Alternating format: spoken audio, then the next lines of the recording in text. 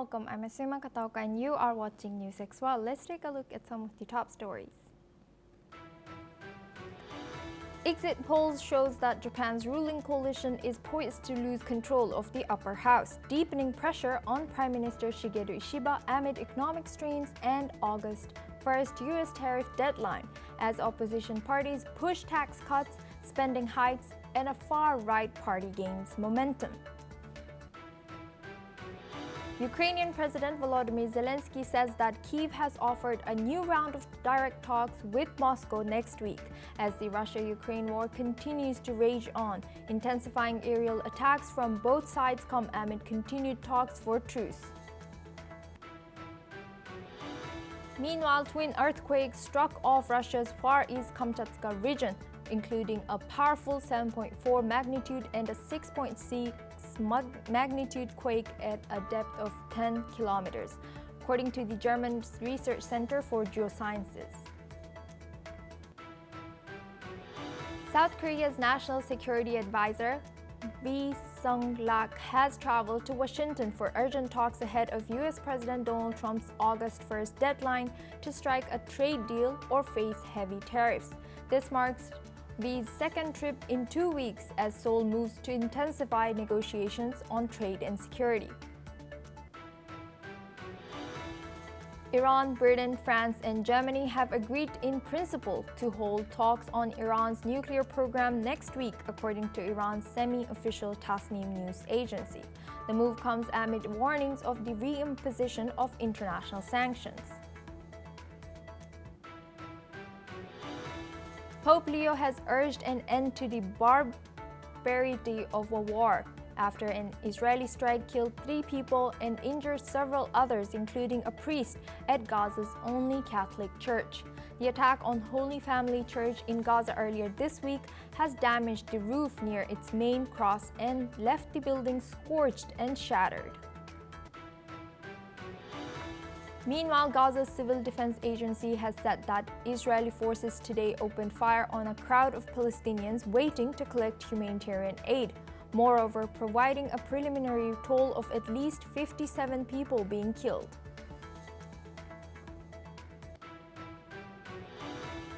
Typhoon Waifa has slammed Hong Kong with heavy rain and strong winds, toppling trees and sending over 200 people to temporary shelters. Hong Kong's Weather Observatory lowered the typhoon warning to a number 3 strong wind signal by 7:45 p.m. local time as conditions eased. Kenyan police have arrested prominent human rights activist Boniface Mwangi, accusing him of facilitating terrorist acts during last month's deadly anti-government protests.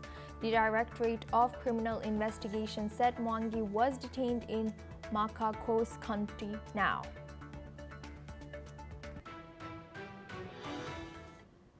Japan's ruling coalition is poised to lose its majority in the upper house, according to exit polls released after today's election. The exit polls predict a major setback for Prime Minister Shigeru Ishiba coalition. The Liberal Democratic Party and its partner Komeito needed at least 50 seats to maintain control of the 248-member chamber, but public broadcaster NHK projects they will secure only between 32 and 51 seats. Other broadcasters forecast even lower gains. This follows the coalition's worst lower house performance in 15 years last October, further weakening Ishiba's grip on power and leaving his government increasingly vulnerable to internal rebellion and no-confidence motions.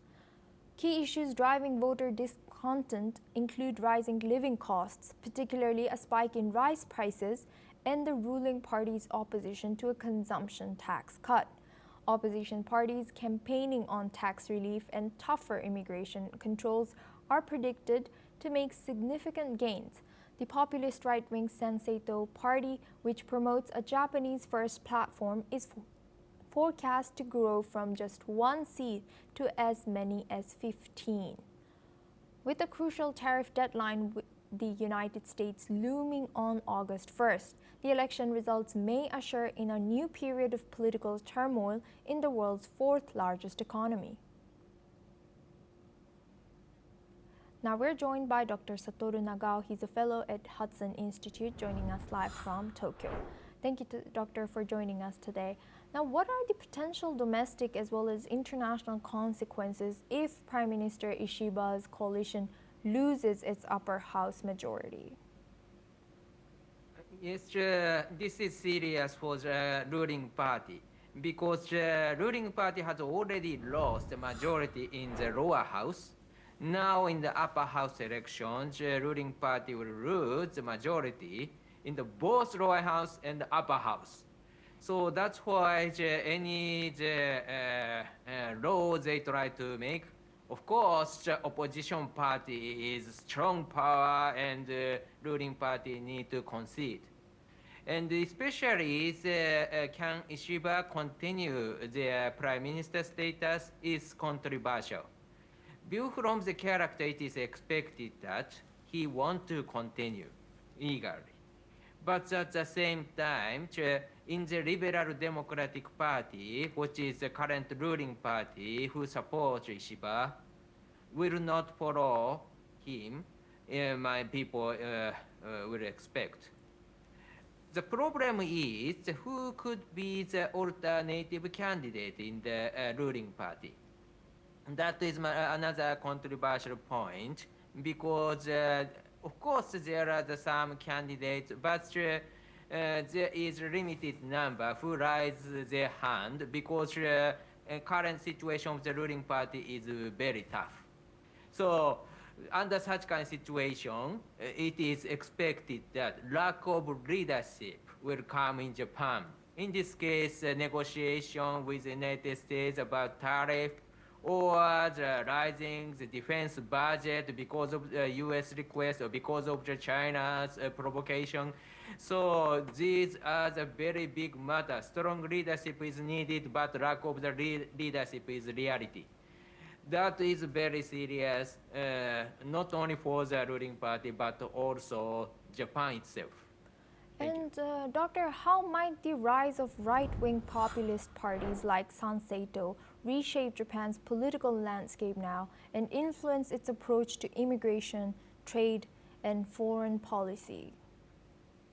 Opposition party, especially the right-wing opposition party, got popularity. That is true. But at the same time, this opposition party, right-wing opposition party, got only some part of the parliament. They cannot get the majority in the parliament. So that's why their influence is still limited, even if far larger than the last election. So under such kind of situation, what happened is popularity in the ruling party, Liberal Democratic Party, is declining, and the popularity of the opposition party and conservative right-wing opposition party is getting popularity. Means that some certain number of the people shift their vote for the ruling party from ruling party, the Liberal Democratic Party, to the other opposition party, right-wing opposition party. So that's why the indeed the voter who supports the right or middle right is the same. But which party won the election is different. So they want to, this voter who want to change their stance, want to express complaint towards the Liberal Democratic Party, current ruling party. And because of this, they vote for the opposition party, which is right-wing opposition party, not left-wing. So indeed, voters are same. Which party they vote is different. So view from this, situation in Japan is affected by this result, yes, but at the same time, same voter has the same opinion and they vote which party, only this party is different. So on limited influence towards the policy, I believe. Thank you. And Doctor, what internal challenges could Prime Minister Ishiba face within his own party following these election results? Under the current Prime Minister Ishiba, the 3 elections the LDP lost. First one is lower house election last autumn, 2024. And the next one is election in the local parliament of the Tokyo, capital city. And now upper house election. So all three elections, Prime Minister Ishiba lost, and there is no victory in the election under him. This means that view from the ruling party, member of parliament in the ruling party, Liberal Democratic Party, he is not assured their job. Because winning election means that giving the job for the member of parliament, politicians. So that's why under him, in the near future, they will lose their job. So that's why there is a possibility, high possibility that many Liberal Democratic Party member of parliament will not support him. The problem is the other candidates. So if there's someone who raises a hand, and this guy is a little bit popular than the Ishiba, of course, that candidate will win and in the election in the Liberal Democratic Party. But because of the tough situation, opposition party have more power in the parliament, the national diet, and under such kind of situation, indeed, this is a tough job, and many members of parliament in the Liberal Democratic Party hesitate to raise hand to be the leader of the party. That is a concerning point, I think. Thank you very much, Dr. Satoru Nagao, for joining us today and sharing your insight as a fellow in Hudson Institute, joining us live from Japan. Now we move on to our next news. In a deadly escalation, Gaza's Civil Defense Agency has reported that 57 Palestinians were killed and dozens more injured after Israeli forces allegedly opened fire on civilians waiting for humanitarian aid near Gaza City today. According to civil defense spokesman Mahmoud Bassal, the victims had gathered in northern Gaza in the hope of receiving desperately needed relief supplies. He described the incident as a targeted attack on vulnerable civilians. The shooting marks yet another grim chapter in the ongoing conflict, where humanitarian conditions continue to deteriorate. Images from the scene showed blood-stained aid bags and bodies lying in the street, underscoring the dire risks Palestinians face even while seeking basic necessities. As of now, the Israeli military has not issued a statement in response to the allegations. The international community has repeatedly urged for the protection of civilians and unimpeded access to aid, but incidents like this highlight the mounting toll of the war. Now we're joined by Professor Ephraim Inbar. He's a senior researcher at the Jerusalem Institute for Strategy and Security, joining us live from Jerusalem. Thank you, Professor, for joining us today. Good to see you. How can Israel... My pleasure. Thank you. How can Israel balance its security concerns with the international legal obligation to protect civilians while during a wartime like this, particularly in densely populated areas like Gaza? The Israeli Defense Forces, the IDF, is very careful to minimize the amount of collateral damage in its military actions. Every target, actually, is cleared with the military advocates. There's not a thing as shooting without the permission, explicit permission, of the military advocates and that are in every unit at a very low level, actually. And so this is the policy of the IDF. And we should be very clear that the reports coming from Gaza, from Gazan sources, which are all Hamas, are to be taken with a grain of salt. They are simply not credible. And saying that, having said that, I do not say that mistakes do not occur. It's war, it's chaos. Anybody that has some military background and was active participant in a war knows how war looks like. It's not very planned, and mistakes may occur. And if such mistakes are taking place, the IDF and Israel is apologizing. I just want to clarify how food is distributed in the Gaza Strip. Israel is trying to move the population to the south, where it is American foundations are distributing the food, and this area is under Israeli control. The incident that you refer to, it didn't take place in this area. It took place in the northern part of Gaza, and which is still under Hamas control, and Israel doesn't have the control over this area. What probably happened, and I don't know exactly what happened, was that the humanitarian convoy was attacked by people that wanted to take the food in order to sell it afterwards.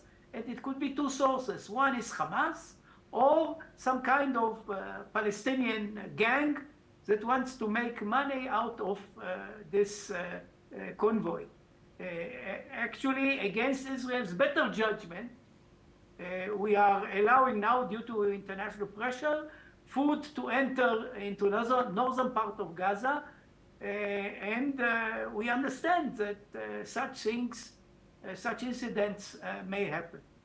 And Professor, now seeing that protests within Israel are also rising, what are the political and social implications within Israel of criticism regarding civilian casualties? I think most Israelis serve in the military. They understand the nature of war and understand that collateral damage may happen. If there is a criticism about the war, it's not about the collateral damage, which is happening, but about the aims of the war, whether to concentrate on freeing the hostages or in kicking out Hamas out of Gaza. This is the main debate in Israel over the wars that started with the massacre of October 7th. Thank you very much, Professor, for sharing that insight. Please stay with us as we stay on the region. The United Nations Migration Agency has confirmed that more than 128,000 people have been displaced following a week of deadly sectarian clashes in Syria's southern Sweida province, the traditional heartland of the Druze community. In its latest update, the International Organization for Migration said the displacement peaked on July 19th, when over 43,000 people fled their homes in a single day, marking the sharpest spike in movement since hostilities began. The violence erupted between local Druze fighters and armed Bedouin tribesmen last week, triggering widespread chaos. While Damascus deployed forces to intervene, they were soon withdrawn under a fragile truce following allegations of abuse and an Israeli airstrike on their positions. The IOM warned the situation remains fluid, with access to basic services collapsing in several areas. Makeshift shelters are being overwhelmed, and humanitarian agencies are bracing for a deepening crisis as the security situation remains volatile and tensions persist on the ground.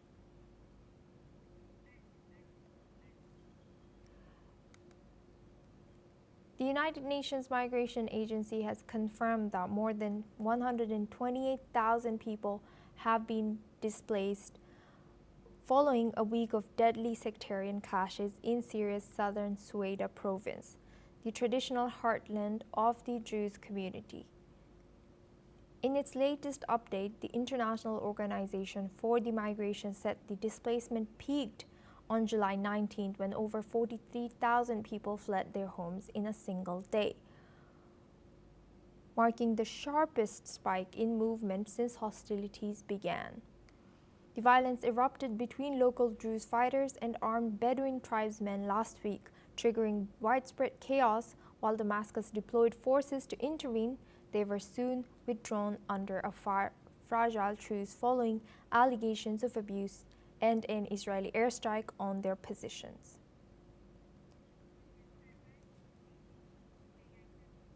Now we move on to our next news. Germany, France, and Britain are planning fresh nuclear talks with Iran in the coming days. A German diplomatic source confirmed that the E3 group is already in contact with Tehran to schedule the meeting this week. The push for renewed dialogue follows strong warnings from the European powers. They have made it clear if Iran continues to stall, international sanctions could be reinstated. Talks had stalled for months, but with rising concerns over Iran's nuclear activities, Europe is now pressing for action. This development marks the first sign of revived diplomacy amid rising tensions and international pressure on Iran to return to the negotiating table. Now we are joined by guest Raymond Vickery. He's a former U.S. Assistant Secretary of Commerce, joining us live from Washington. Thank you, Raymond, for joining us today. Good to see you. Now, what role can the U.S. play in coordinating with European allies to ensure that economic pressure on Iran is aligned with broader strategic as well as commercial goals going forward? Well, thanks again for having me. I believe that there is a great role that the United States could play and was playing. Unfortunately, under President Trump, the approach has not been one of waging peace, but waging war. Waging peace requires carrots and sticks. It requires international cooperation, and it can't be just reliance on bunker buster bombs to be able to solve the problem. The President of the United States has claimed that the nuclear capacity of Iran was obliterated by the use of bombs. It turns out that U.S. intelligence sources say that one site was pretty well taken out, but that two more remain. In other words, the problem hasn't been solved just by the application of sticks. And it requires international cooperation, but that's not the approach of the United States. The United States president has forfeited the traditional role of leadership. This leaves the entire world system to try to compensate in some way. And of course, the Europeans are going their own way on it. It will not be as effective as if the United States was involved, because the U.S. has such tremendous military power as well as economic. But this is what happens when you go for an America first, last and only approach and think that by using heavy artillery, bunker busters, you're going to solve the problem. So one hopes that the Europeans will be able to get back to the negotiation table, indeed get back to where we were under the Biden administration, in which we did have some cooperation and talks going on, and to get back even before that to the Obama era. But this is not the approach of the United States, and at this point, the United States has opted out of a leadership role internationally on this subject. Thank you very much, Raymond. Please stay with us as we stay on the topic now. We move on to our next news. South Korea's National Security Advisor Wai Sang-lak is back in Washington. This marks his second visit in 2 weeks as Seoul scrambles to prevent new U.S. tariffs. President Trump has set an August 1st deadline to secure a trade deal or impose a steep 25% tariff on South Korean goods. It's a major early challenge for South Korea's new president, Lee Jae-myung, who took office just a month ago. Wai is expected to hold talks on trade, security, and investment. On his previous trip, he met Secretary of State Marco Rubio and suggested a possible early summit between the two leaders. Now we go back to our guest discussion with Raymond Vickery. He's a former U.S. Assistant Secretary of Commerce. Thank you, Vickery, for staying with us.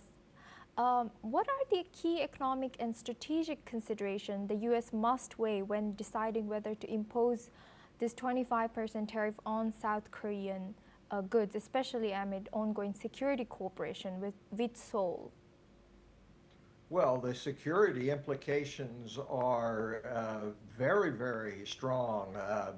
The idea that you can somehow separate economics and tariffs out from the overall security situation is wrong. It's all part of one reality, and you can't do what President Trump announced on April 2nd, which is to impose extraordinarily high tariffs and expect the security relationship not to be damaged. This is the significance of the National Security Advisor from South Korea coming at this time, because these two areas of security and economic engagement are intimately connected. This approach of my way or the highway in regard to tariffs has a very harmful effect in trying to pull together a coalition, including South Korea, Japan, Australia, India, through the Quad, if you will, to contain China, which is the actor which wants to operate outside the rule of law, to take over areas of India, Arunachal Pradesh, and the South China Sea, wants to use force to get Taiwan back, and South Korea is fundamental to this. So you can't say to South Korea, listen, we're going to impose a so-called reciprocal tax, which really is based upon not any kind of factual approach, but somehow an idea that any trade deficit that the United States has with a country has been imposed illegally on the country. You can't take that approach and expect to build the kind of coalition, the cooperation necessary to maintain world peace and build prosperity at the same time. Thank you very much, Raymond Vickery, for joining us today and sharing your insight throughout our news as a former U.S. Assistant Secretary of Commerce. Now we move on to our next wrap. Let's take a look at some stories from the world of Indo-Pacific. Haze from forest and peatland fires in Sumatra has reached Malaysia, sparking concern across the region. Indonesia's Riau province remains one of the hardest hit, with over 140 active fires still burning. Authorities say visibility in some districts has dropped to just 1 kilometer and air quality has significantly worsened. However, officials claim daily life remains largely unaffected outside the worst-hit areas.